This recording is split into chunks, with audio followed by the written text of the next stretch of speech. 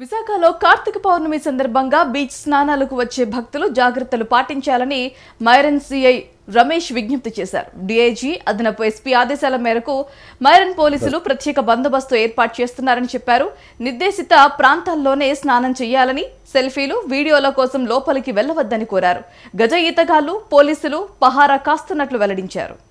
ప్రజలందరూ కూడా పుణ్యస్నానాలు ఆచరించడం కోసం బీచ్కి రావడం జరుగుతుంది.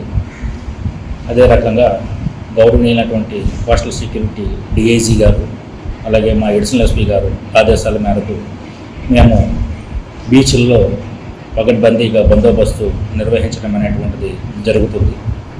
ముఖ్యంగా రేపు పౌర్ణమి దినం కనుక చాలామంది భక్తులు బీచ్లకు స్నానాలు చేయడం కొరకు వస్తారు.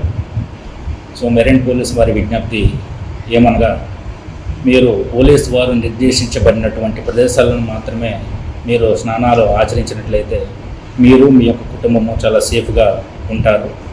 సో మీరు పోలీసు వారికి సహకరించి ఆ యొక్క ప్రదేశాల్లో మాత్రమే స్నానాలు ఆచరిస్తారని మీ అందరినీ విజ్ఞప్తి చేస్తున్నాను.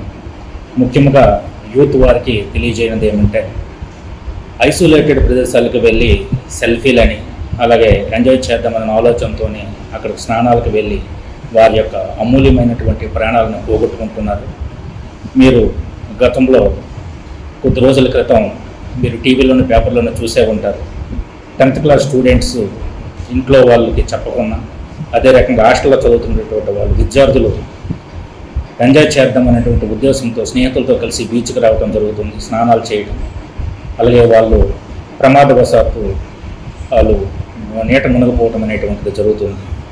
సో కాబట్టి మీరు ఐసోలేట్ ప్రదేశాలకి వెళ్ళకుండా ఎక్కడైతే స్నానాలు ఆచరించడానికి వీలుగా ఉన్నటువంటి ప్రదేశాలలో మాత్రమే మీరు స్నానాలు చేసి మీరు క్షేమంగా ఇంటికి చేరుకుంటారని, మీరు మీ కుటుంబాలు బాగుండాలని